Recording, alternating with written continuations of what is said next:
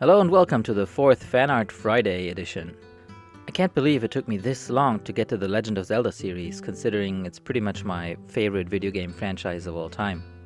My first introduction to the series happened back in the days with Ocarina of Time, and it didn't just cement my interest in the Zelda series, but pretty much also made me an enthusiastic video gamer in general. It kinda makes me wish to go back to the time as a child when you played your first Zelda when you were really young, didn't even really know what was going on or what you had to do, but just enjoyed this very real fantasy world that you could explore to your heart's content, find out new things, and didn't have this preconception about what a video game is and that all these characters are just NPCs there to provide you with information. Yeah, and just going back to the time where it all felt very real to you, and you felt like part of this world.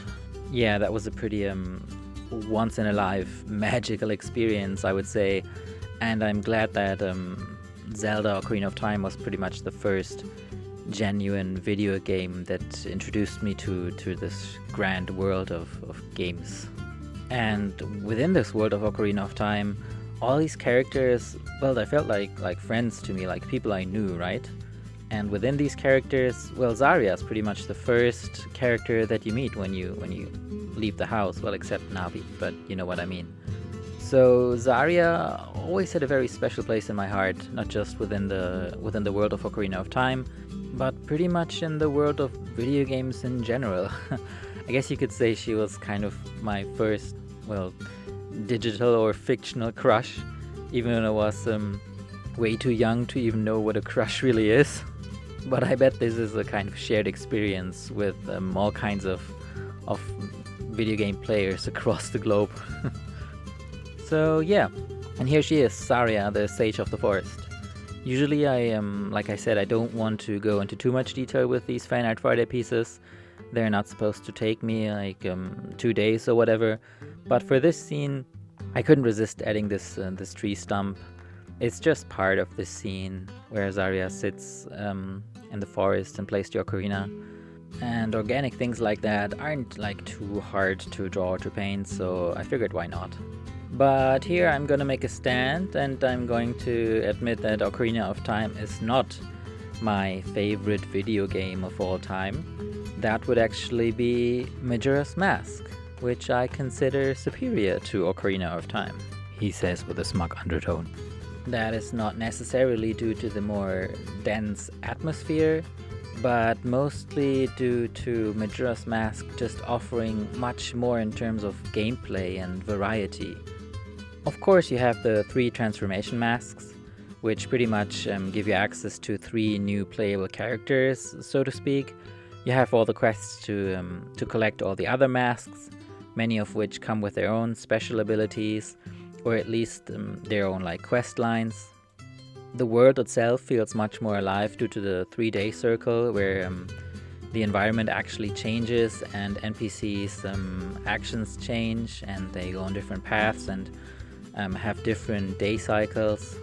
It doesn't feel like the world was just created for you to be the hero and to explore this world, and every NPC just exists for your sake. It's actually quite the opposite, where young Link in Majora's Mask is just a kid that no one really takes seriously and tells them to, yeah, don't bother, leave us alone, we have other things to do. And this makes it feel like a more real setting and real world, and not like a fantasy world that was just crafted around the main character.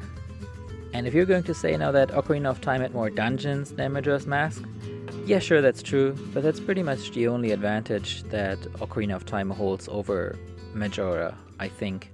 Plus, I'm going to counter you with the argument that Majora's Mask not only had these 4 dungeons, but also a lot of cool mini-dungeons. The Pirate's Fortress, Ego Stoicana, the 2 Skulltula houses, plus all the additional environments like the swamp, the mountain. They're kind of more bigger than their counterparts in Ocarina of Time, and also offer more in ways to explore these areas. For example, the Lost Woods is just one small part of the entire swamp in Majora's Mask. And the swamp in Majora's Mask has so much more, like, things to offer, minigames going on, places to visit, and so on and so on. But why am I talking about Majora's Mask in a fan art video about a character from Ocarina of Time? Sorry, I digress. I'm sure there will be a fan art Friday one day where I draw some character from Majora's Mask, where I can go more in depth about my love for this game. And of course, this is no Ocarina of Time bashing here. I love that game to no end, and it absolutely deserves its position as one of the most legendary and best games ever made. Even more so when you consider how incredibly well they executed the jump from the 2D video game world to the very first 3D Zelda adventure. Just like I said before with going from Super Metroid to Metroid Prime, it's a miracle how well this worked and how well it stood the test of time, even to this day.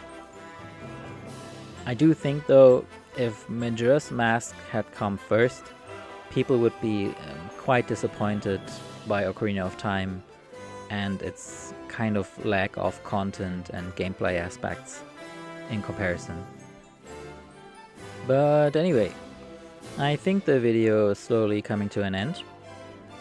Hope you enjoyed watching this time as well. Look forward to the next Zelda characters that I'll be doing. The day will come for sure. Yeah, thanks for watching and I see you next time. Bye.